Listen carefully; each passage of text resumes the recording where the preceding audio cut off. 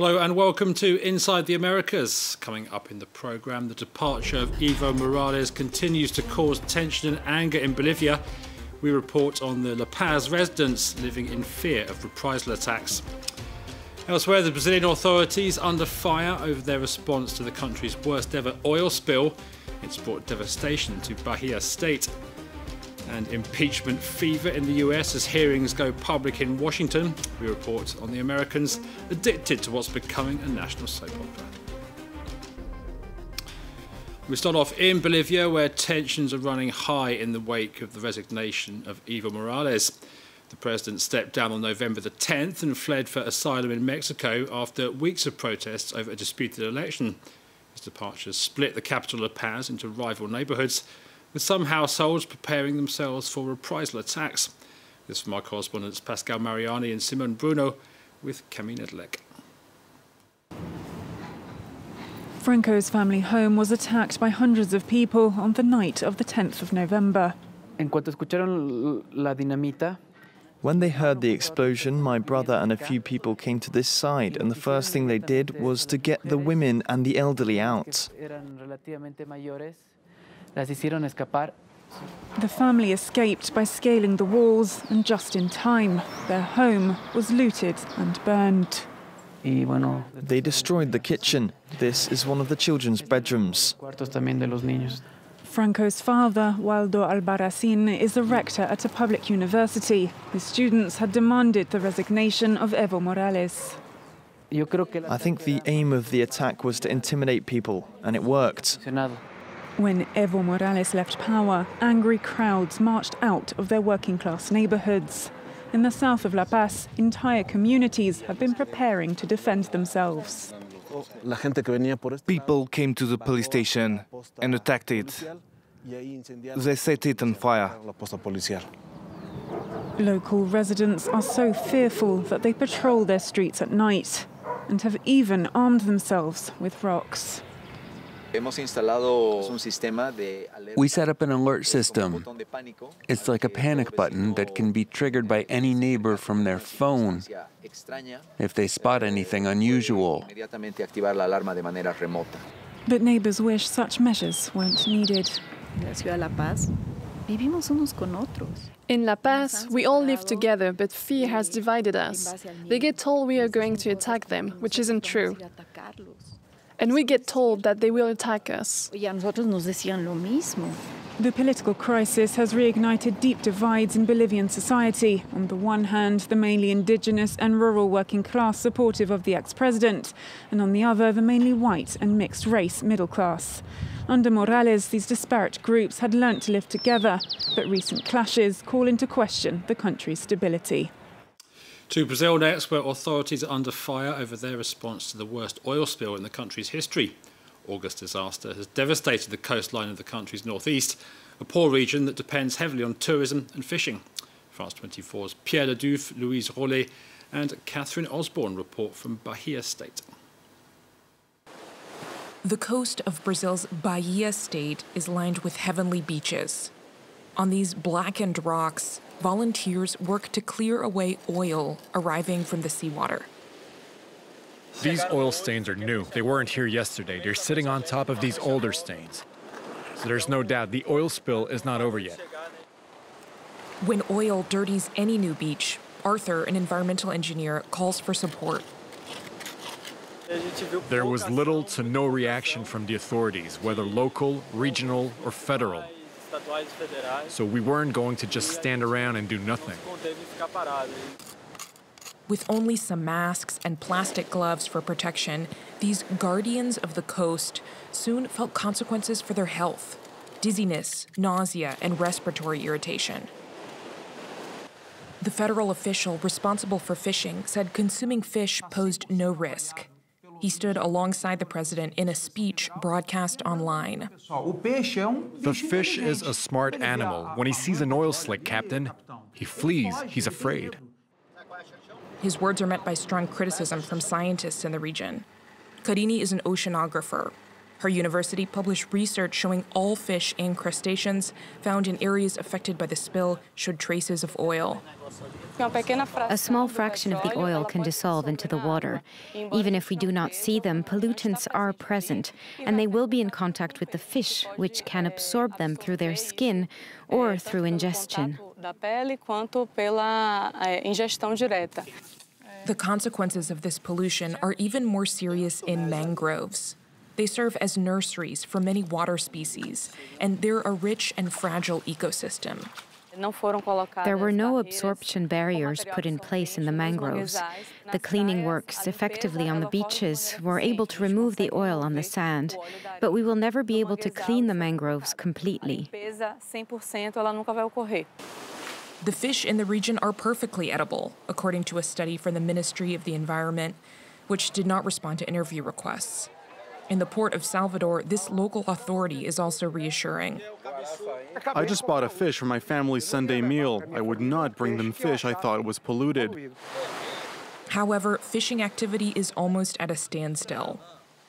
I have 3 sons to feed, so that's my priority. And there's no point fishing for a profit. Customers are gone. In this poor region of northern Brazil, tourism is also threatened. In the seaside resort of Morro de São Paulo, the peak tourism season is approaching, but this hotel manager is worried. We should be full at this time of the year, but right now we're only at 58% capacity. 41 days after the oil arrived on the coast, Brazil's government finally implemented an emergency plan, mobilizing the Navy. Local authorities said it was too late. The local people, they've done their part. Now we're really waiting for a response from the federal government to help us in this battle. And what to do with the oil once it's removed. In this farm, it's been stored for more than a month next to a kitchen garden. These oil residues will stay as long as the Brazilian government has not chosen a course of action, which could be months. In the meantime, oil continues to arrive, drifting further south along the Brazilian coastline. To the United States now, where the bid to impeach President Donald Trump has become a national soap opera. Since the first public hearings began in Washington, millions have been taking time out to tune in, or in other cases, to deliberately tune out. This from France 24's Catherine Viette. Across the U.S., impeachment watch parties are being held. In Washington, D.C., several bars have come up with special menus featuring drinks like Quit Bro Go or Insane in the Ukraine. But many of the patrons think the proceedings will have little impact on people's opinions. America's kind of the reality television country, and this is how we conduct our government. It's transparent, it's a spectacle, but it hopefully is, at the end of the day, a good process still. In Wisconsin, where Trump narrowly eked out a win in the presidential election, his supporters are closely following the testimony. They're always lying about everything. They say Trump lies, but Trump tells them more truth than they do. My mind is made up, yes. He's not guilty. He has a right to say what he wants to say. In New York City, some residents say Trump is guilty. He can yell, no quid quo quo, all he wants, but the fact is he's already admitted it, as has Mulvaney, and the proof is just piling up. Meanwhile, law students at the University of Houston Law Center were keeping an eye on the hearings while they studied. I think that this hearing is basically trying to get to the middle, to the 20% of independents who have not yet made their decision as to whether or not the president should be reelected or not. The latest polls show little change in the public's attitude, with Americans remaining split over impeachment. 47% are in favor, while 45% oppose it. Well, finally to the northeastern United States, and a welcome return in New York Harbour. For years, pollution kept humpback whales out of its waters, but now the marine giants are making a comeback, much to the delight of tourists. This from my colleagues at France 2 Television and France 24's Monty Francis. This boat is just a few kilometers from New York and its looming skyline. Not far from the great metropolis of 8.5 million people is something unexpected. Humpback whales. They're putting on a show visible in almost every direction.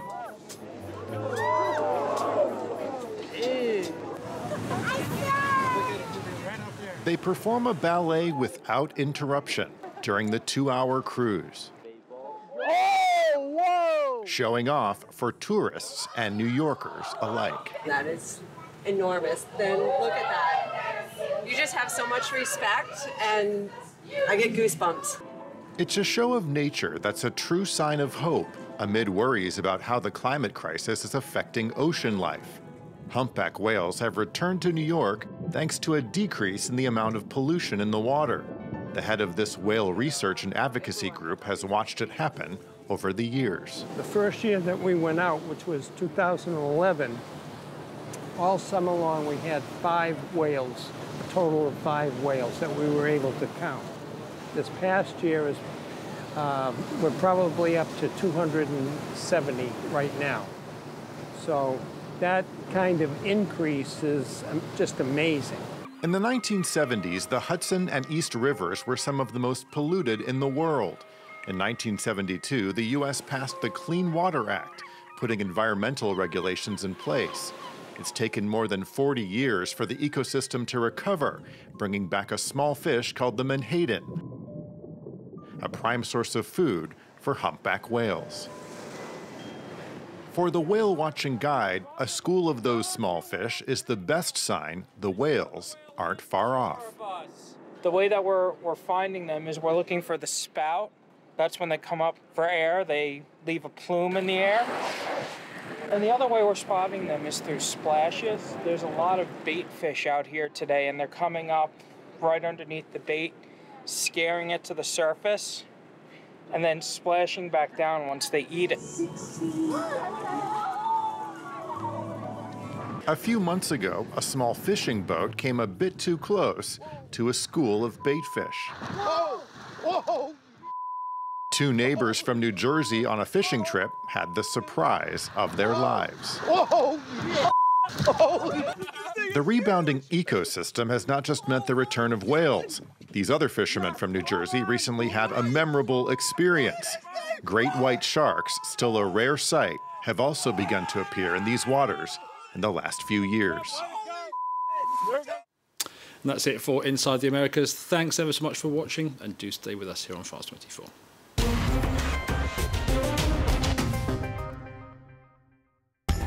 The country was totally isolated. We couldn't travel.